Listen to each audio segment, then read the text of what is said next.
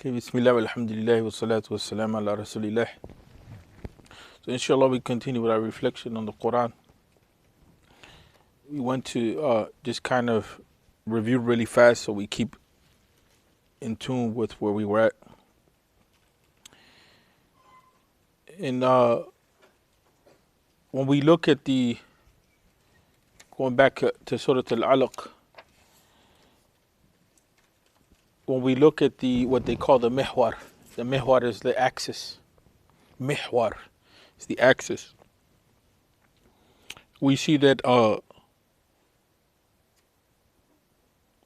one of the things that's focused on is the greatness of Allah Tabaraka wa Ta'ala from the angle of the rububiyyah of Allah as Rabb. And the creation is something that's mentioned as the initial reflection of the Quran, is specific to creation of the human being. And then from there, the lesson of the role of knowledge of ourselves, knowledge of the world, knowledge of revelation is something that comes into play. A lot of times some of the ulama, they like to say only knowledge of deen, but there's really not a hujjah for that. Hujjah meaning there's not a sound, solid proof in that regard because of the fact that Allah Tabaraka wa Ta'ala gave us the book of creation, right? Allah Tabaraka wa Ta'ala gave us the book of creation and gave us the book of revelation. The book of creation is the cosmos, the universe, ourselves, everything in the created order. And then the book of revelation, in specific for this ummah, is the Quran itself.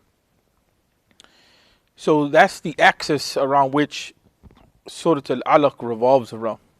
Beginning the journey with the Quran, it initiates at that point that we have to relearn what the creation is. Because remember, even Ibrahim alayhi salatu wassalam, who is our Imam from the Anbiya, Ibrahim alayhi salatu wasalam, Nabi Ibrahim went through that process even with his people. Are the stars God? Is the sun God? Is the moon God? All of that whole process, the creation. What's the proper role of the creation?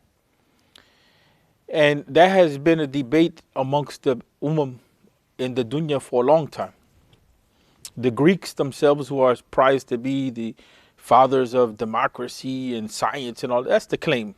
They're not the only people on earth. But the claim is that, and that comes from the Western bias. But they themselves had an argument that the world was eternal and endless.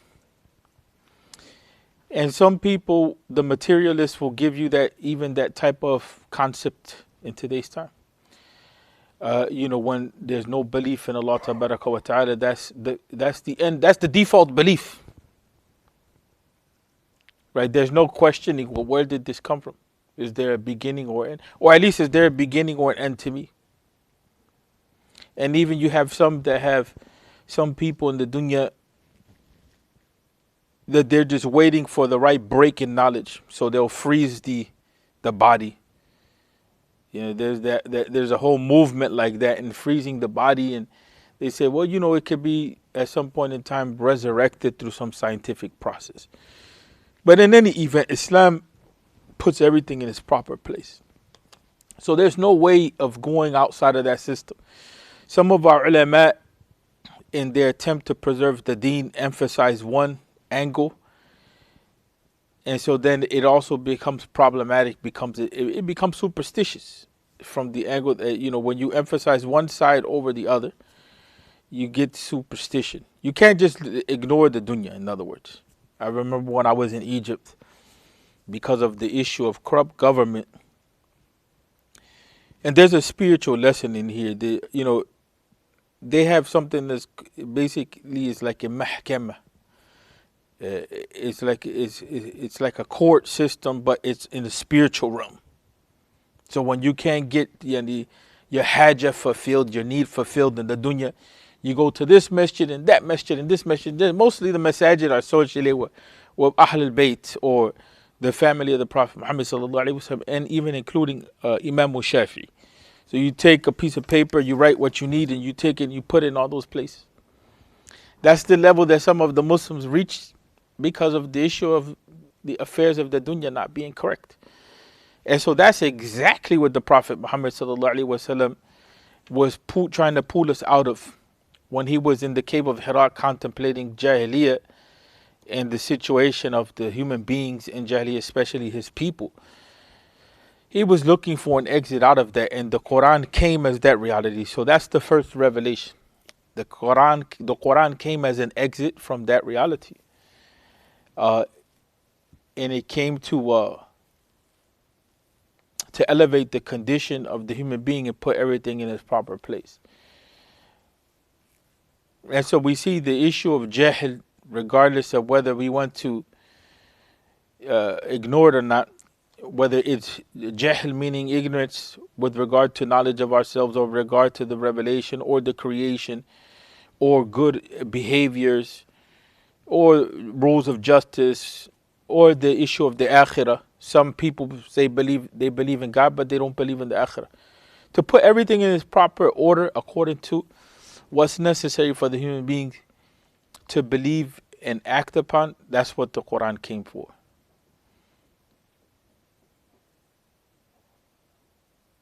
And so we see that, there is an address of the deviation of the human being, right? In that first revelation. And then when we go to Surah Al-Mudaththir and Surah Al-Muzammil, there's the whole issue of taking on the responsibility of the da'wah. The nubuwah now, it becomes a reality that's just beyond personal experience. It's not just the experience of the Prophet Muhammad sallallahu alaihi wasallam and Jibreel alayhi salatu wasalam. It becomes something that has to be shared with the community. And also necessary to know is that in that process, they just say us as Muslims. Wallahi, today I was somebody has sent me a video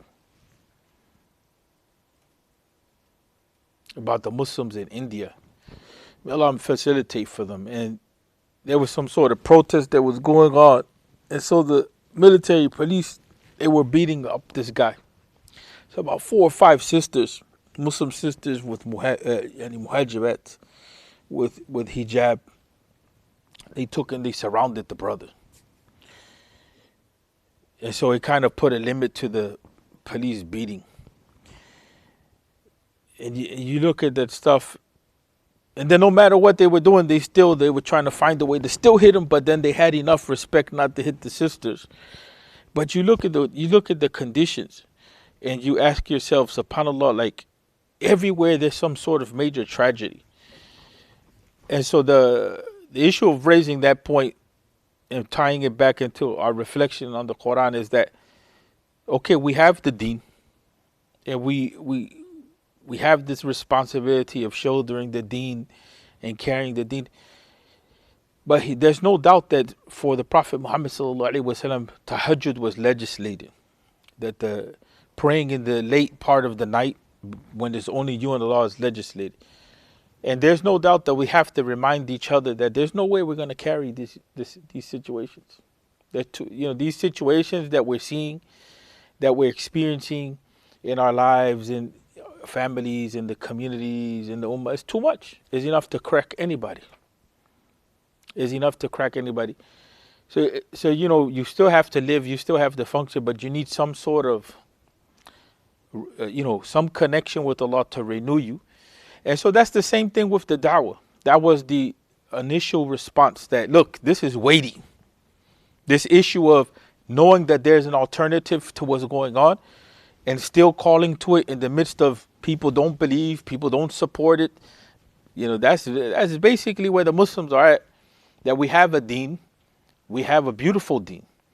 We have a Quran. It's a beautiful Quran. We have the life of the Prophet as an example, alayhi salatu wasalam. We have proven history, track record.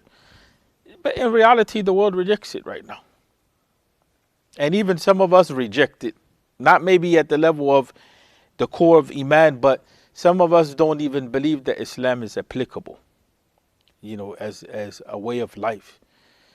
And so in the midst of all that struggle, all those emotions, we see people come in and out. I was reading the Pew Report 2018, and I was talking to some of the brothers about it. In this particular country, the U.S., where are the Muslims going to come from? Because immigration is locked. People are leaving Islam. The convert community comes in, but then as many people leave out. And so the only thing that's left is birth rates. And then you see the condition of the families. So, it is very unstable. It's very unstable. So the issue becomes, yes, we have to have an orientation towards Islam. And the only way that that's going to be supported is through the issue of knowledge, but not only through the issue of knowledge, that each one of us at some point in time is going to have to commit to a relationship with Allah Ta'ala. That's different than Salatul Jama'ah. You know what I'm saying? Somebody, we have to have a real relationship with Allah Ta'ala. Like, that's not easy. It's just like you have to have a relationship with your wife and your children, or your husband and your children, whatever it may be. But you have to have a relationship with Allah, and that's what you find.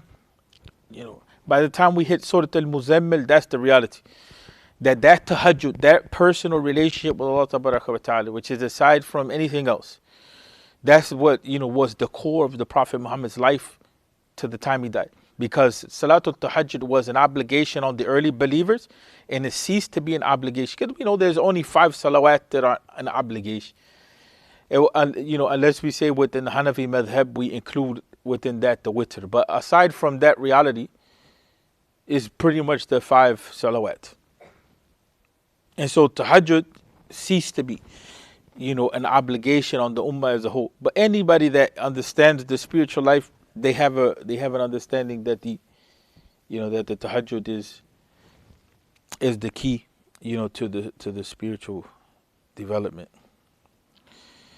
And so then that brings us, I want to go briefly into Surah Al-Qalam, not too deep, because really I want to focus on Al-Fatiha, and we have to change the tone.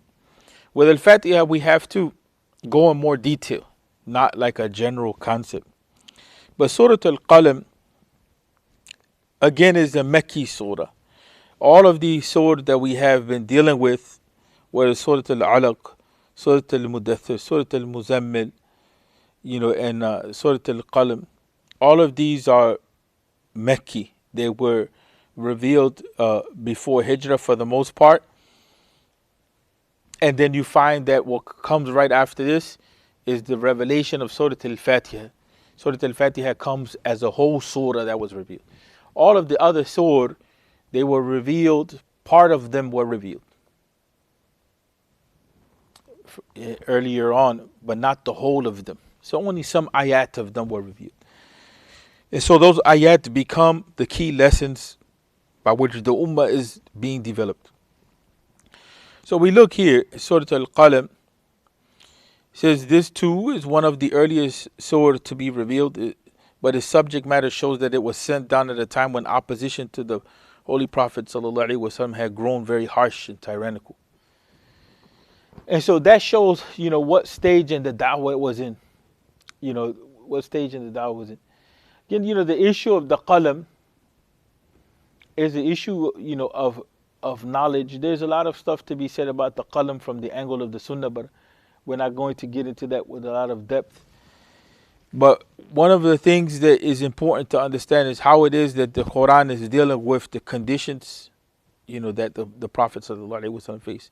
So at the outset, the Prophet ﷺ has been addressed to the effect that disbelievers call you a madman, whereas the book that you are presenting in the sublime conduct that you practice are by themselves sufficient to refute their false accusations. This is important here. This issue is important. And it's not here, we're not talking an issue of perfection or anything like that from ourselves, from the angle of ourselves. But we're talking now about how do we develop ourselves. Here, when the Prophet Muhammad sallallahu alaihi wasallam at the beginning of the da'wah,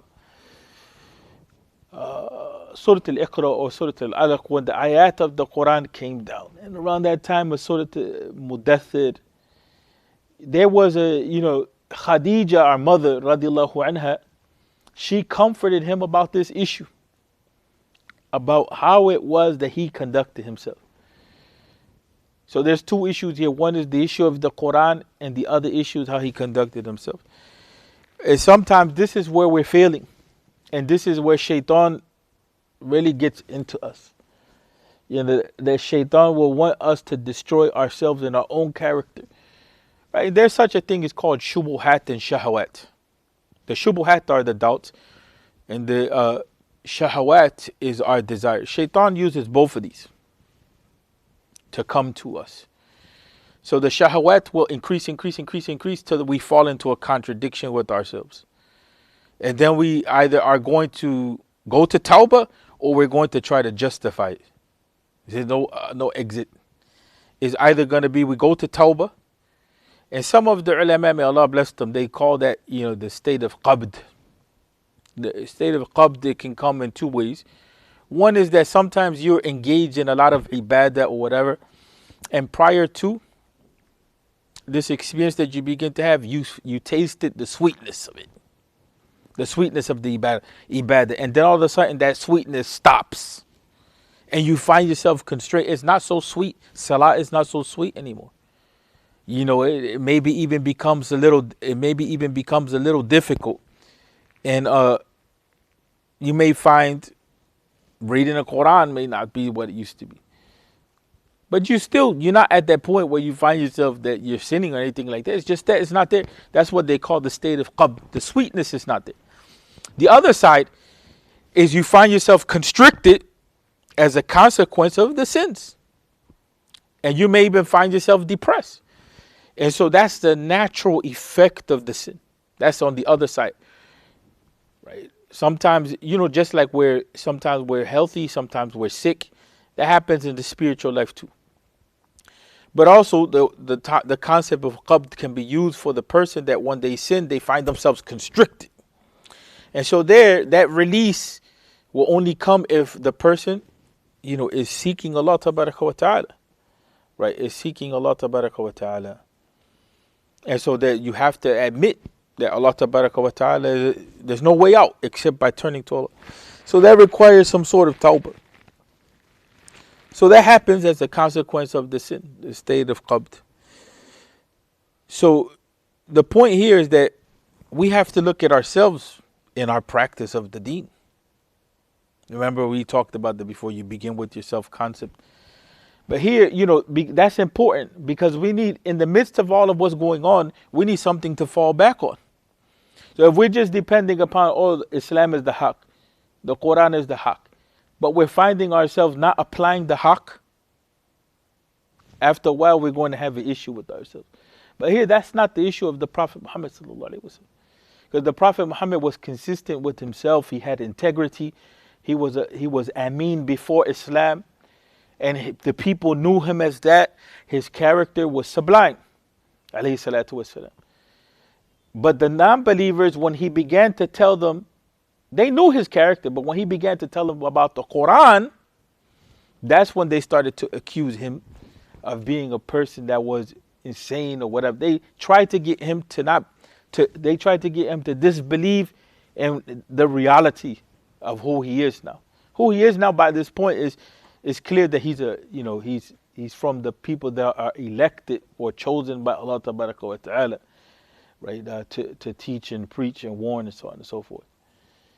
And so the Quran is coming to reaffirm that reality, separate what the disbelievers are saying, and to remind the Prophet Muhammad sallallahu alaihi wasallam about themselves, right? So the Quran itself and who he is enough to refute the false accusations. That's why when some of the people, when they were making the cartoons and they claimed that it was the Prophet Muhammad sallallahu alaihi wasallam, some of the ulama said,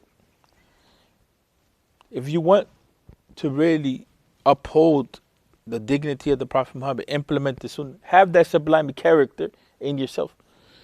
right? To have the sublime character in yourself, and that becomes a refutation. So that's important. So here,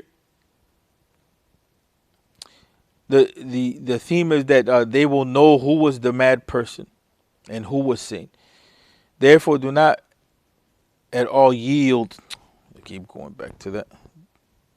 Don't yield to them, right? Hold firm. Don't yield to them. Hold firm. Hold firm to your deen, and that's the same thing to us. We're in a battle between, do you believe in religion or don't you believe in religion? We're in a battle for, what is the meaning of life? And so the Quran, it gives us that sense of hold firm. Hold firm. And the issue of madness here, this goes to every Muslim. Every Muslim in today's time, this is a reality, right? We want to focus on this issue. We talked about this in the fiqh class last time. They called the Prophet Muhammad sallallahu alaihi wasallam a mad person, right? They tried to determine whether they should call him a magician. They couldn't call him a poet. They came up with all kinds of concepts. That's the same thing with you Muslims. The stability of Iman is that Iman will safeguard us from a lot of these issues.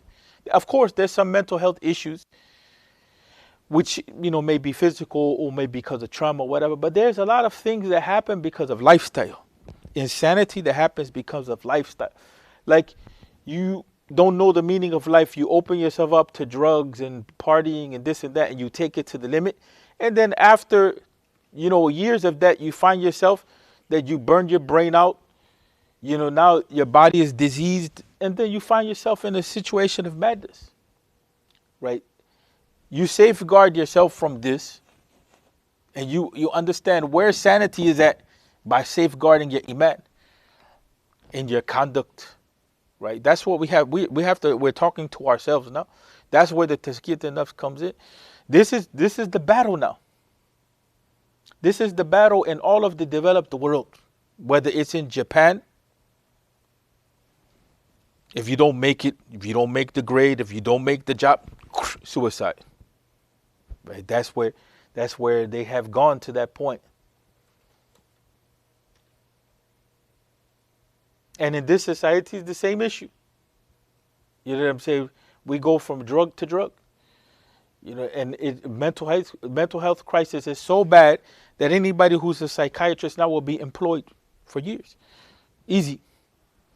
Almost $200 an hour or more, just because of this issue of sanity, right? The issue of sanity. So at the end of the day, even though we may find ourselves struggling to maintain the deen, right? We may find opposition.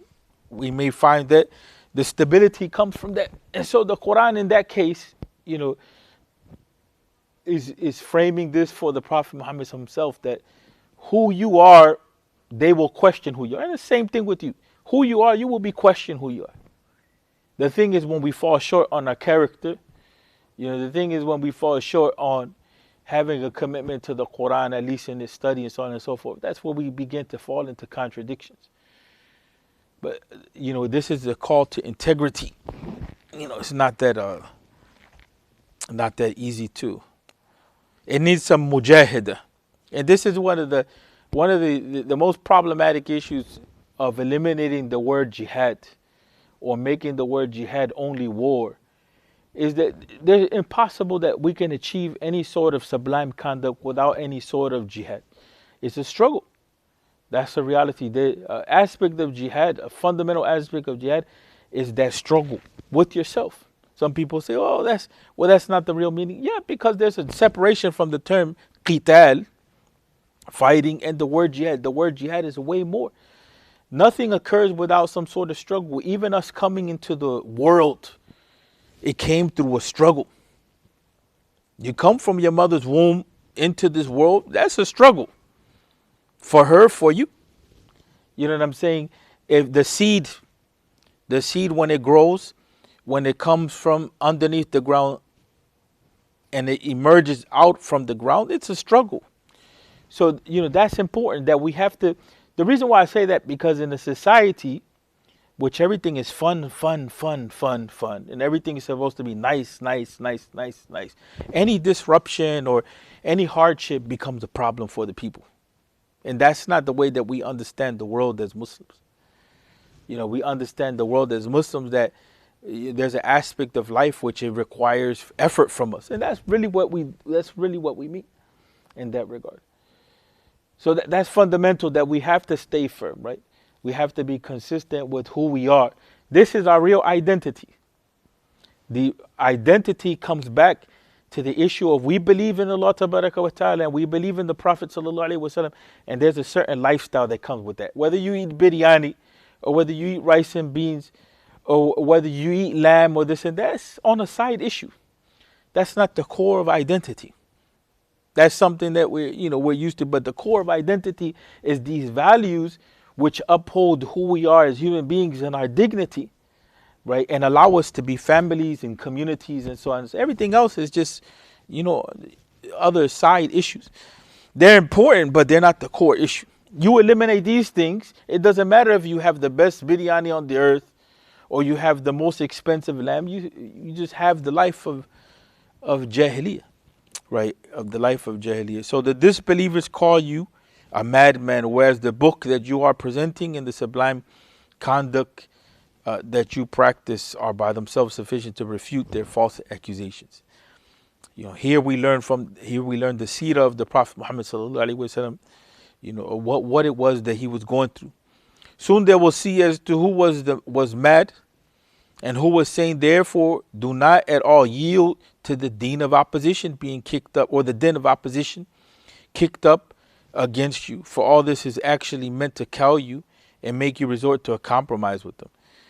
Then, in order to enlighten the common man, the character of a prominent man from among the opponents whom the people of Mecca fully well recognize has been presented without naming him. At that time, the Prophet ﷺ's pure and sublime conduct was before them, and every discerning eye could also see what sort of character and morals were possessed by the chiefs of Mecca who were leading the opposition against him. That becomes the struggle, is who do we say we are in action? May Allah forgive us for our sins. So Surah Al-Qalam comes in that vein. Anything before we move to Al-Fatiha?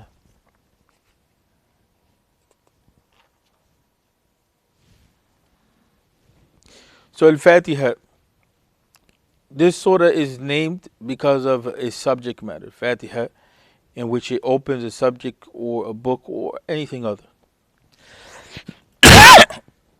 In the Mus'haf, Al-Fatiha comes first. In Revelation, Fatiha comes in the order that we find it now. But in the Mus'haf itself, it comes as the beginning of the book, as the opening of the book, as the key to the book.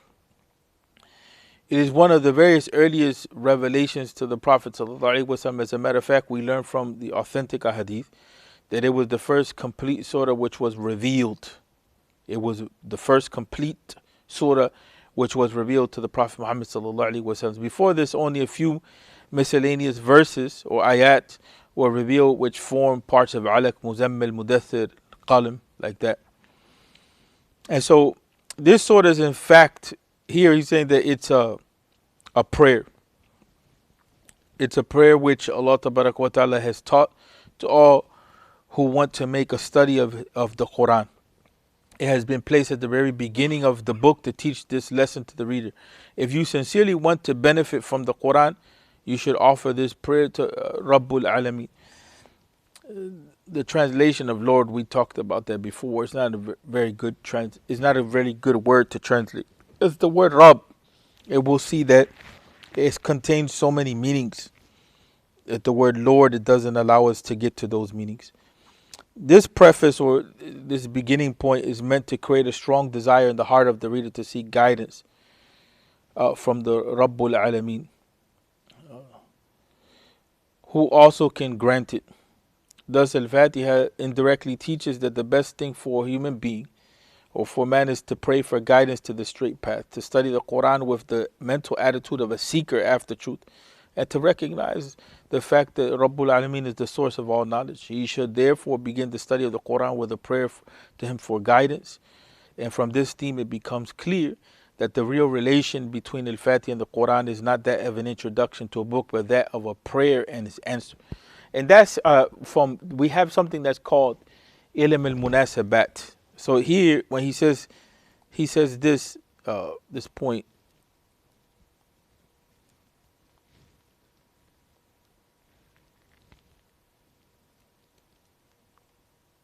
when he says this, really we can here we can talk about that.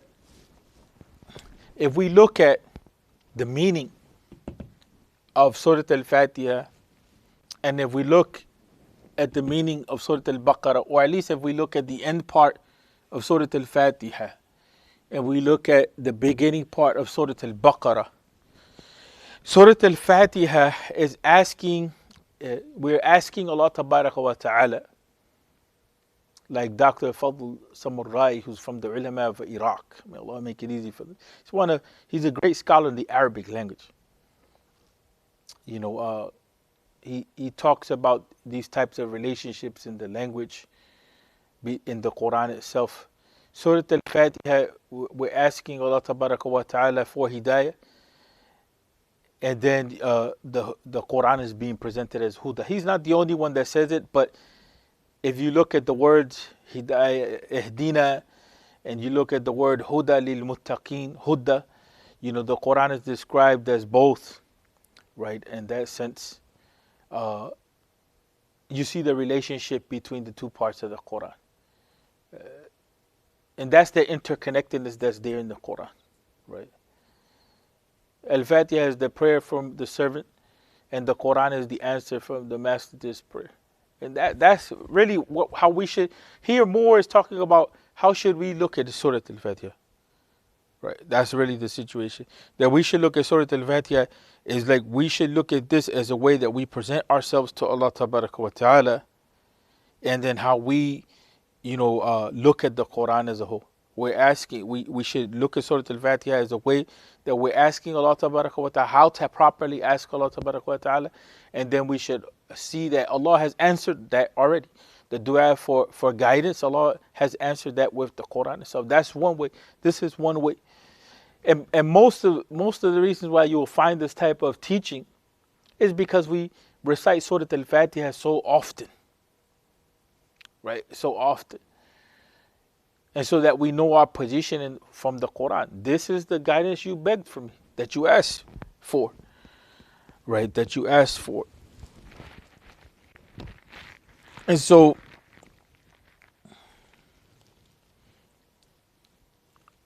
we wanted to go a longer route now.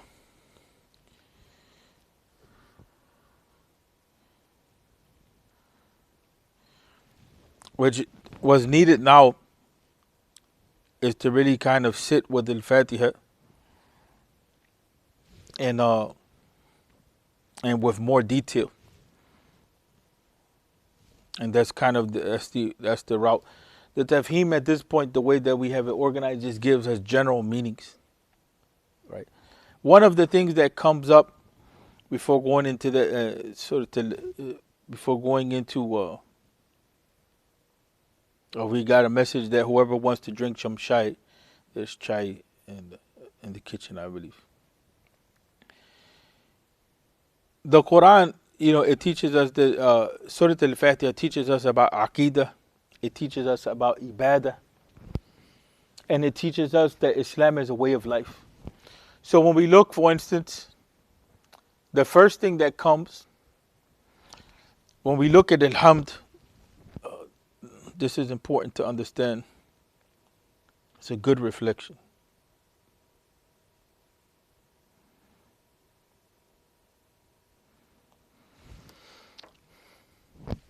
First of all, when the Quran, when we start talking, there's debates amongst the scholars that are academic debates. Whether the Basmala means Bismillahir Rahmanir Rahim. Basmala is short for Bismillahir Rahmanir Rahim. Hamdallah is short for Alhamdulillah. So the Basmala, whether it's part of Surah Fatiha or not, some of the scholars debate. That here is not so important to get into those types of academic debates about whether it's part of Surah Fatiha or not. But what is important is that what was the first thing that was revealed in the Quran that we covered? What was the first thing? Do you guys remember? Yeah. So this comes back again. So the first thing is we're commanded to read in the name of Allah Tabaraka wa Ta'ala. Bismi Rabbika. But here now,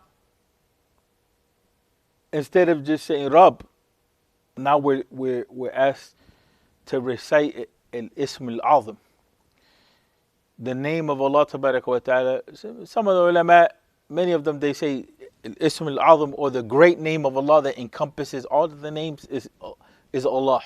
Some of them differ with that, but it's okay. So we go from Rabb to Allah here, right? And then the names of Allah Tabaraka wa Ta'ala are described. There's interesting reflections on this, and that's the beautiful thing of the Arabic language.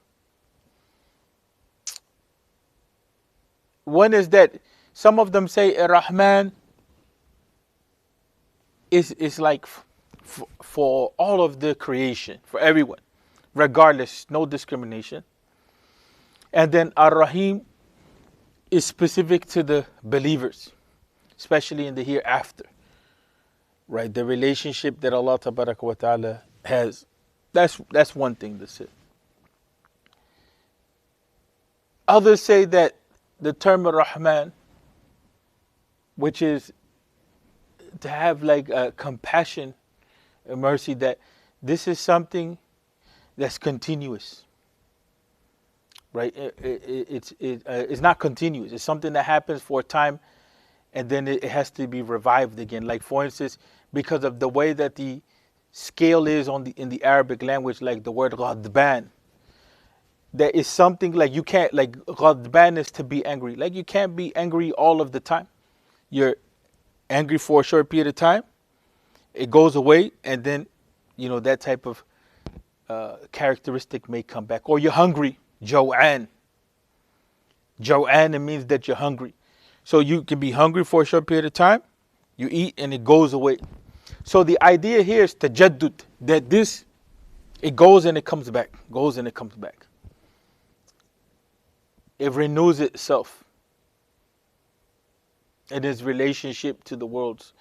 And the interesting thing about that is that the Prophet ﷺ was sent rahmatan lil alameen. And we know that the anbiya, they're sent, with time. One comes, or they come for a period of time. Maybe a couple may be in the same time period, and then there's no prophet that comes, and then the activity starts again. That's one way to reflect upon it. Whereas the Rahim is continuous. Right? There's no change in it. It stays, it remains the same. And so those are basic reflections, right, on how to, you just reflect upon the names of Allah Tabaraka wa Ta'ala from those two angles. The ulama, they reflect from that regard. But the more interesting thing, in my opinion, is the usage of Alhamd.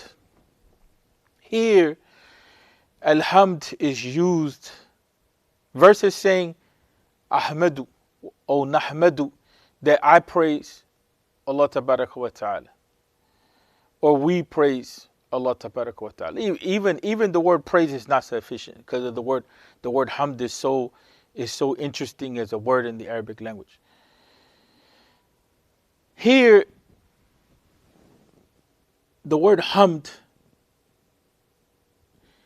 it comes with alif lam. And what that does for us is it says that, really, let's just say Alhamd, what it means is glorification. Right? It's glorification. It contains praise and thanks to it. Shukr. Madh wa shukr.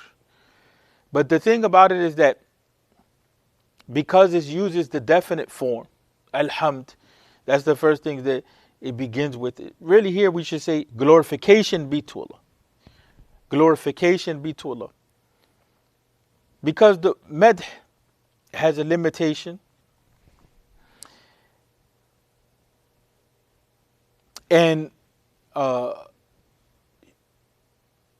thanksgiving has a limitation. The issue, especially shukr.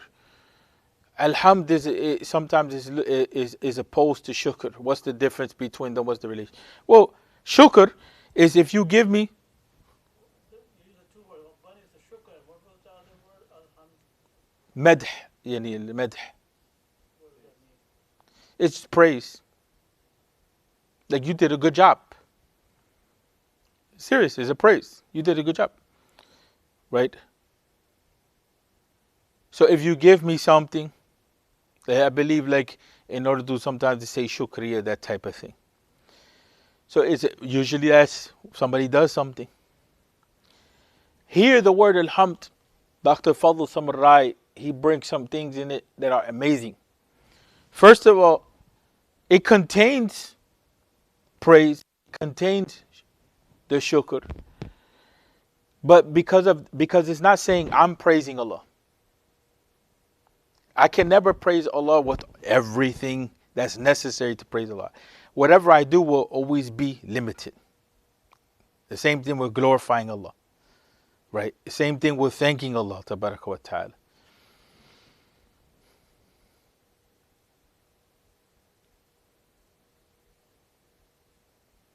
Also, if I were to claim, like for instance, Alhamdulillah, if I were to claim it from the angle, Ahmadullah, that I'm the one that's giving the glorification to Allah tabaraka wa ta'ala. The way that Dr. Fadl Samarai puts it is that, what about if the state of my heart is not there? Right? This is a linguistic reflection which is beneficial.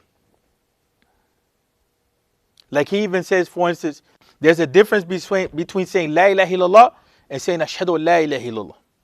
La ilaha illallah is a statement of truth. But when I come and I declare Ashhadu an la ilaha illallah, I may say Ashhadu an la ilaha illallah, but my condition may not reflect that I actually believe in that in my heart. And so for instance, the munafiq will say Ashhadu an la ilaha illallah, but in the heart, where's the munafiq at in regard to Ashhadu an la ilaha illallah? So La ilaha illallah is a statement of truth, right? But to declare Ashhadu an la ilaha illallah, that requires, for the truth to be there manifest, it requires the heart to be there. The same thing, if I claiming to praise Allah tabaraka wa ta'ala, I can fall short on that. So the Quran is beginning with saying, right, this glorification, all of it, regardless of us as human beings. This is Yani mustard mutlaq. Mustard mutlaq here is a linguistic form which is separate from time or person. So before the creation of the human being, after the creation of the human being, or the creation of anything in the dunya, because there's also two other meanings to hamd, that it pertains, al-hamd is given by al-uqala, those with some intellect. Right? Versus, insects or versus, rocks or whatever. Because everything we believe in Quran teaching that everything praises Allah tabaraka wa ta'ala. So there's one view, Dr. Fadl Samarai, he says that in one view is that this pertains to those who have intellect. So those who are giving the praise are those who have intellect. One day say it, right? But in itself, here in the Quran itself, this is firstly declaring that regardless of you, O human being, before you were created to even say Alhamdulillah, to recite the Quran, Allah tabaraka wa ta'ala is glorified without human beings being in existence and after human beings coming into existence. Whether we're here on earth to say Alhamdulillah and then we die out, regardless with continuity, Allah tabaraka wa ta'ala is the one that deserves it.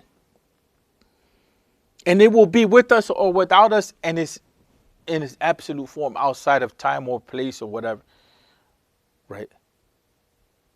And it includes praise, and it includes shukr in it. Right? That's why sometimes the translations are not, so great. Another thing is the reason why that meaning comes in is that because he also says there's alameen. Sometimes alameen is used for everything, the whole universe, all of the creation. He says, but there's another meaning that really this is pertaining to us too. Al-uqala.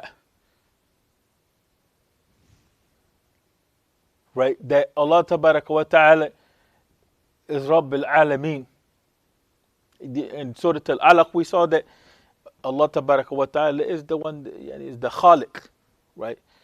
So here, the makhluk, in this case, the creation, here specific to the uqala. That's one meaning of it, right?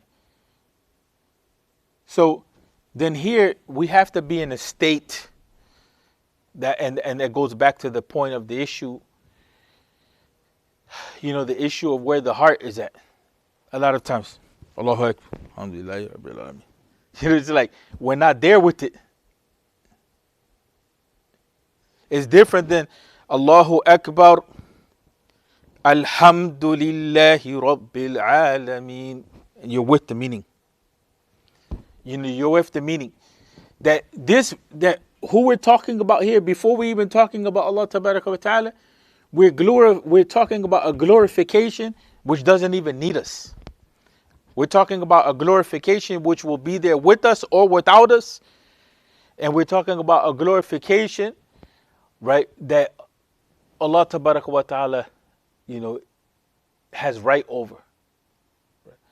And that belongs only to Allah Tabaraka wa Ta'ala.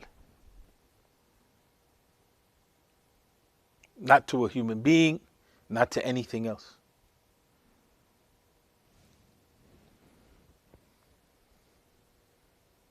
Any reflections on that? You get the meaning or no?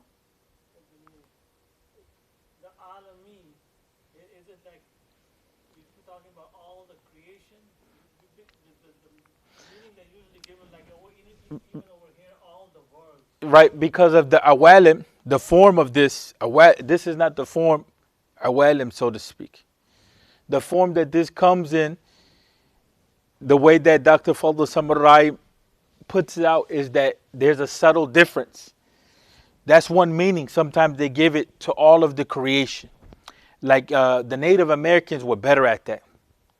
Like the nation of the buffalo, the nation of the birds, right? They looked at them as communities, right? And so that comes closer. It's not just the world, but in the sense of planets. It's like the world of the dolphins, the world of the ants, the world of everything that exists in that sense. But the subtle point here in the way that we're doing this reading, that's why we said we're going to pause with the approach and take on a different approach to the Quran. The new meaning here, so to speak, that goes away from the general meaning, is Dr. Fadl Samarai is saying that, look, in the Arabic language, there's some indication here is that, look, human beings, this Surah Al-Fatiha is specifically addressing you. To reflect upon yourself.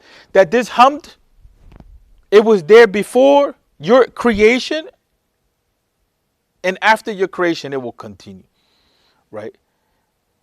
And then also, what is our position of the heart? When we recite Alhamdulillah, what is our position of the heart? Is it just that we're claiming that? Or is it that, you see what I'm saying?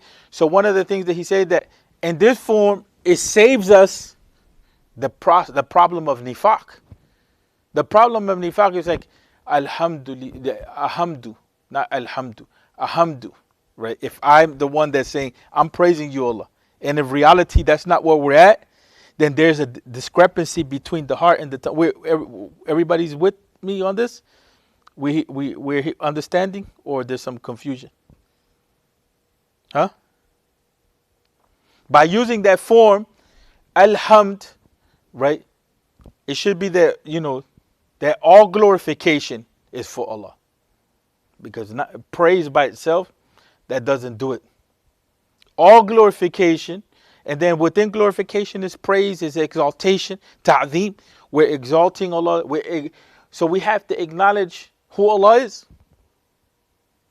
And then, so for instance, to immediately close that gap, who is Allah for us? The Quran is telling us, Rabbil Alameen. And then with this, because this is a khitab, this is an address to beings of intellect, there's responsibility that comes with that. But it doesn't leave us at that. If the Quran is telling us that we're part of the creation. That we're not only part of the creation, that we're created, and Allah Tabaraka wa Ta'ala guides us. That's the issue of Rabb. The issue of Rabb is that Allah Tabaraka wa Ta'ala is giving us a tarbiyah. Is forming us, is guiding us. It's not just, just didn't create us and leave us.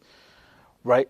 And then we're reminded of who Allah is. Once again, we were introduced to this here with the Basmala. And we saw that was one of the first things that came, at least this part, in Revelation, right? These things came, Bismillah and Rabb. These concepts first came to us in Surah Al-Alaq. But now they're coming with more depth. So the Quran is repeating again, Ar-Rahman Ar-Rahim. Now here, Maliki Yawmiddin. So here, if the address is to beings with intellect, and if we have to acknowledge that regardless of ourselves, that the praise of Allah will remain, right? But also that we're created, right? And that Allah guides us.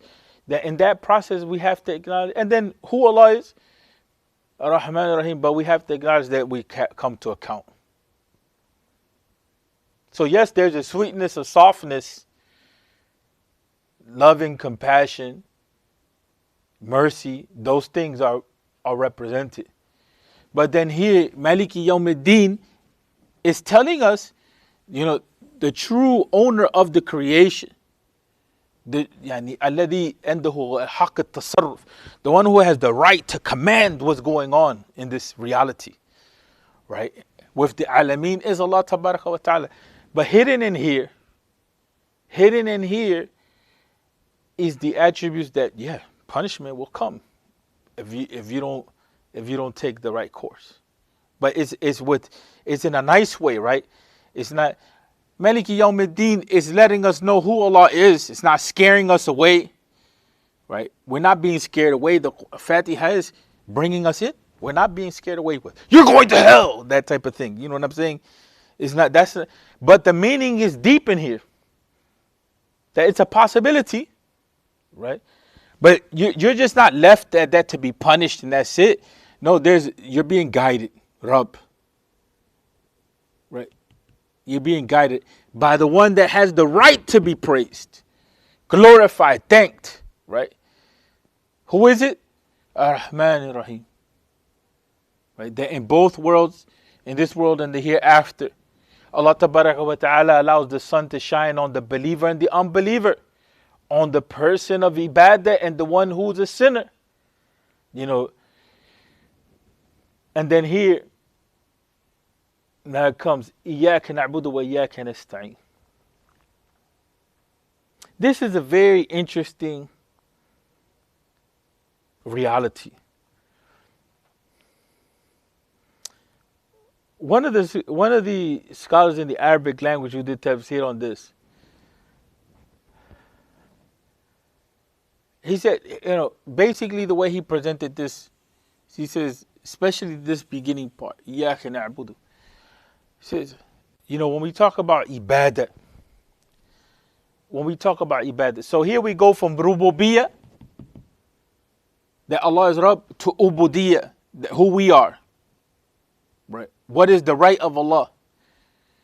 What do we owe Allah? What is the right of Allah over us? That we owe Allah ibadah.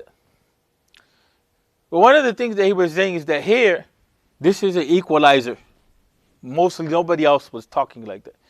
Equalizer in the sense that here's where we owe to no human being what we owe to Allah.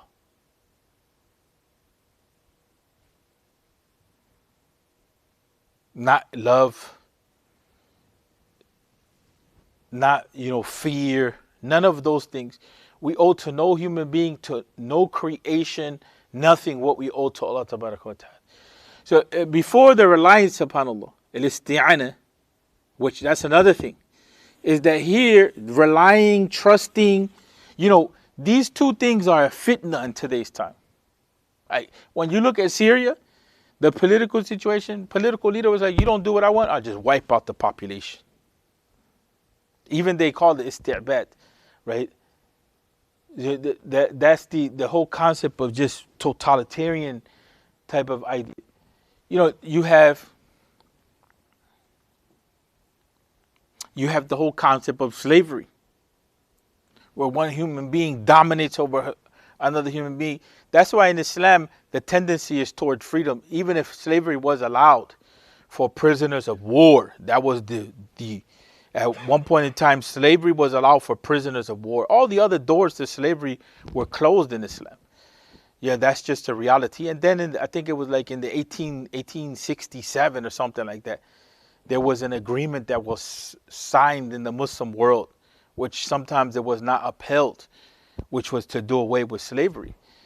But the tendency of Islam was that in the time of the Prophet Muhammad sallallahu alaihi wasallam, it was that free people from that type of transaction, have them be your brothers. And so the reality is that this goes to Allah Tabaraka wa Ta'ala. So, and this issue of dependence, we don't depend except upon Allah. Reason why I bring those two things is because in today's time, we have those problems. Even in relationships, we want to depend on each other so much, to the point where if you don't meet my expectation, then I want a divorce from you. If you can't meet my expectation, is a problem. In other words, we do this to each other. We want this from each other. And we can never have happiness in this sense, right?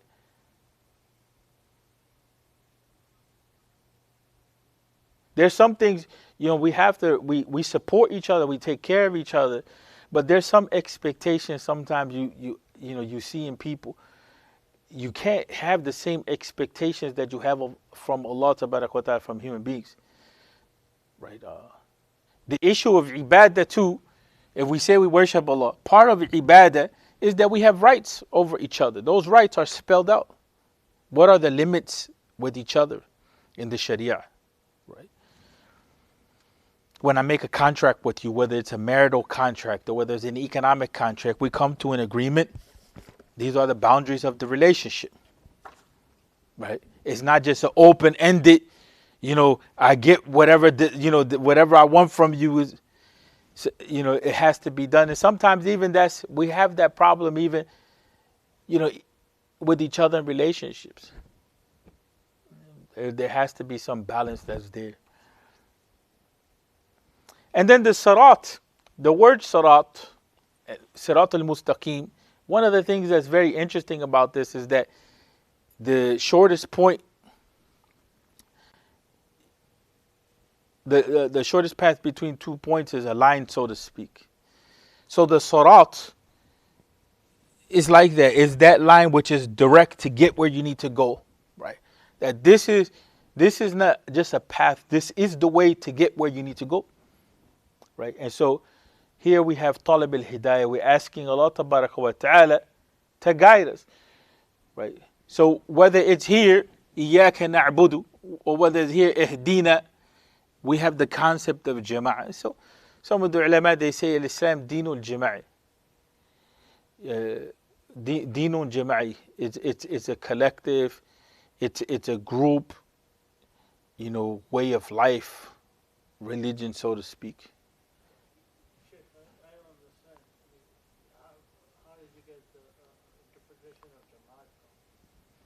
Because here it says, here it's saying here, saying we, not that I worship. Even before that, na'budu. Yes, yes. Yeah, the remember that this is a surah of the Quran. يعني التي تتكرر, it repeats itself throughout the day. So what comes into our consciousness is who we are, who our identity is. Everybody's crying over the issue of identity in today's time. I'm not saying that in a negative way or bad way. People have a right to assert some sort of identity, but we're not looking at the usul or the foundations of our identity. You know, and that's the thing, is like, this doesn't work without an us. It doesn't work without an us. Even this, let's put this in a marriage sense.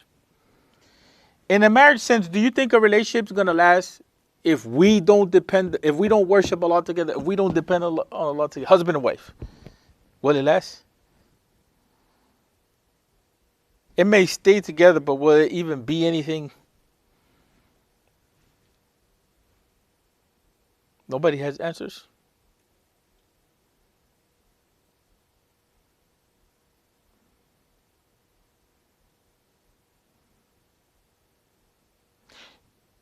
What's the best thing to marry for? For the deen. Most of the time, that's not what we're marrying for the deen. As long as it's legit, it's acceptable in Islam, you can marry for it. But the foundation, if it's not there, forget it. It's not. As a community, we ask each other for our rights. Is it possible, to really have rights with each other, respect each other, regard each other, if there's no collective engaging in the ibadah? We're not talking about the routine of salah and deen and all of that. We're not talking about the routine. We're talking about the reality of, we acknowledge who this is, who Allah is. We're coming out of that spirit. So that's what's putting, is giving us that teaching that there's a we there. And the issue of, here is dependency. It's not just asking for help, it's dependency. It's not just the issue of king here, you know what I'm saying? Is that the reality is that everything will come back to Allah regardless.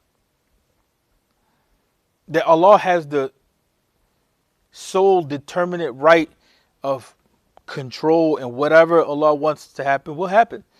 That's, king has limitations. King will die. King can be overthrown. Right? That's not how a king can be weak. Some kings, in reality, from behind the scenes, there's a group that rules, and the king is just like the England. In today's time, maybe they may have some authority in the world, in the dunya, but what's shown to the people is not that the kingdom of England is governing, it's whoever's governing. So these are not good words in that regard. We said that things like Lord and King, we have to go back to what Malik means. The king doesn't rule over the universe. So Malik here is deeper. Haqq at-tasarruf, the one that has the right to do as he wills with, subhanAllah, with the thing, that's there. That there's no real dominion, no dominance, no power, no nothing except with Allah Tabaraka wa Ta'ala. Right? And that, Yawm ad-Din, this is a testimony that all of, what is the reality of the world, it comes to an end. And for sure, when we die, it begins for us.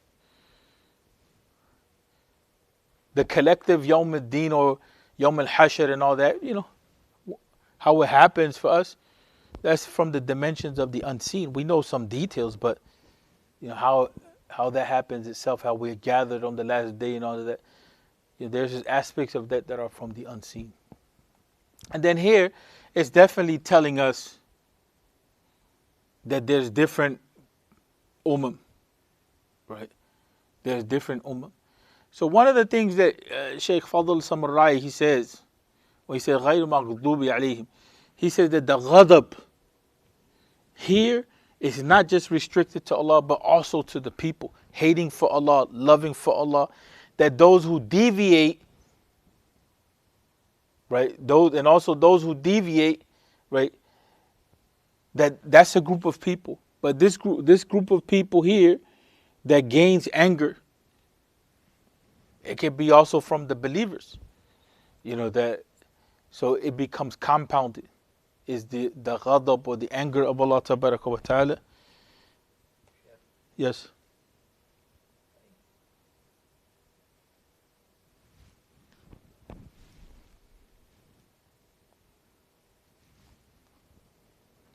Yes.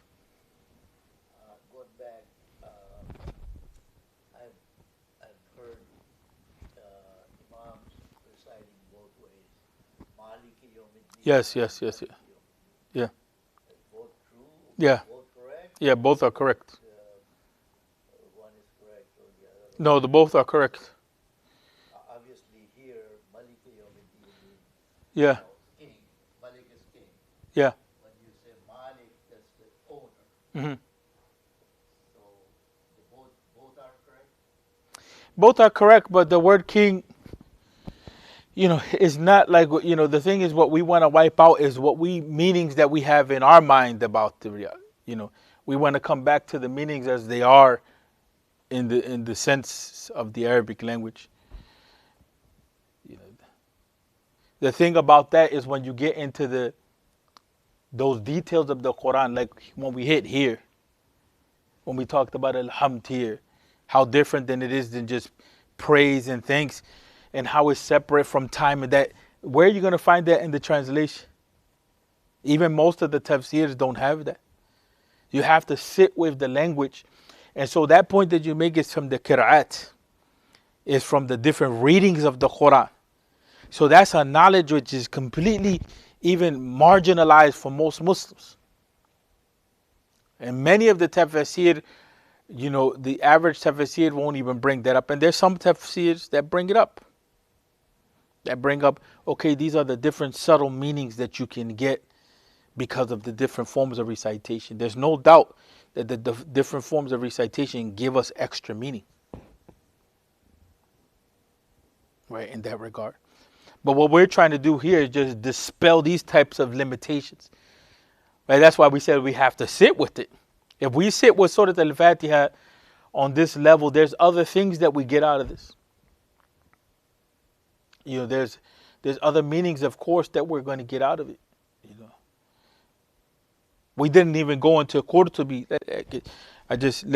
Let's just end with this really fast. This point really fast.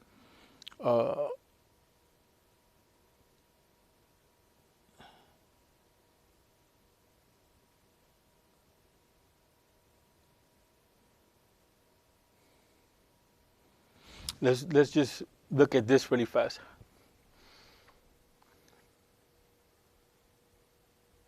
So now Imam al-Qurtubi, he goes into some details. And we'll end with this because it's a lot to deal with. But he says, okay, the sound position is that the word hamd is used for the qualities of a person praised without the need of any prior act of charity on that person's part.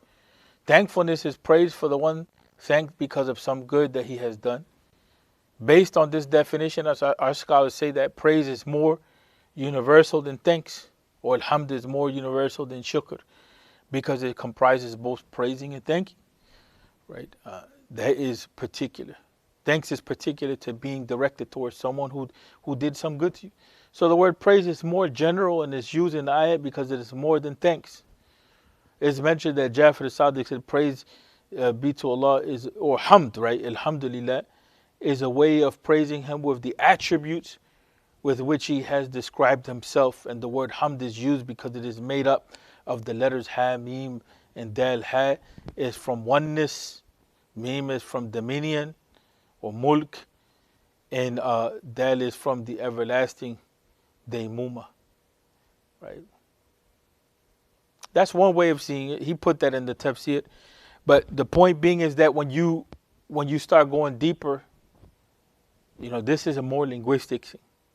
And then this is attributed to Jafar as-Sadiq. how they get meaning. What we want to do is one thing. We don't want to leave our reflection of the Quran here. Ever going to the Salah again with the same type of, we want to expand our relationship with Surah Al-Fatiha so that it transforms our Salah, right? At least from the angle of at least this right here, for right now anyway. From the angle of Alhamdulillah, right? And even the awareness, إِيَّاكَ نَعْبُدُ وَإِيَّاكَ نَسْتَعِينُ, right? And then when we say صِرَاطَ الَّذِينَ أَنْعَمْتَ عَلَيْهِمْ, this here is deep. We don't think about this. But this is the shuhada and the salihin and the anbiya. What do we say in the tashahud? What's the tashahud?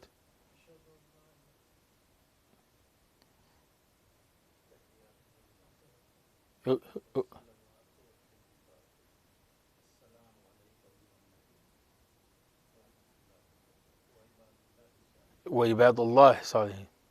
We don't separate between those living and dead, and not that we, from in that regard, if from those who are from the people, of good deeds and the people of Iman.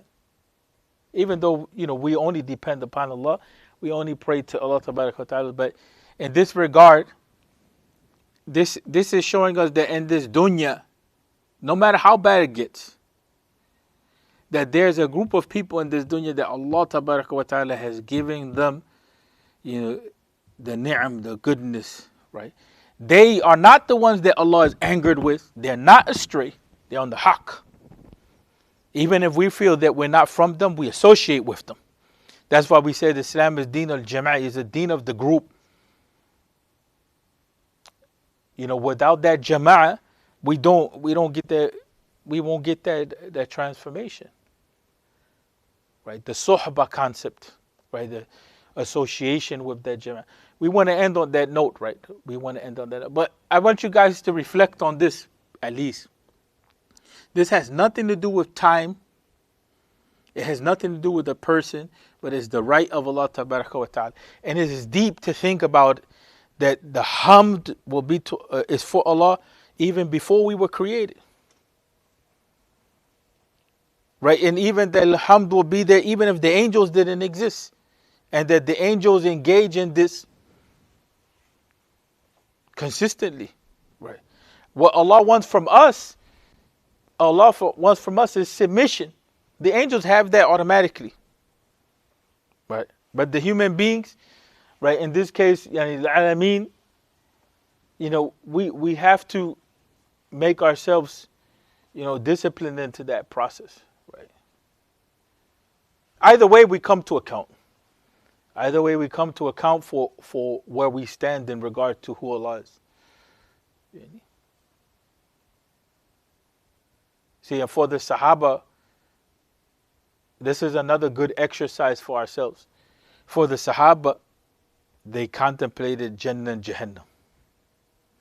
In addition to their responsibilities in the dunya and the love of the Prophet Muhammad sallallahu alaihi wasallam, Jannah and Jahannam were not just ideas, they were real for them. Right?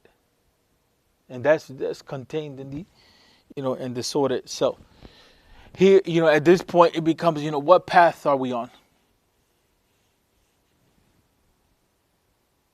And definitely the sirat, of those who Allah Tabaraka wa Ta'ala has bestowed His ni'mah with, this is the path to Jannah.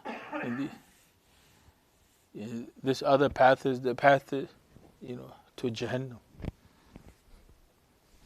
ونصلي ونسلم على النبي الكريم بارك الله فيكم.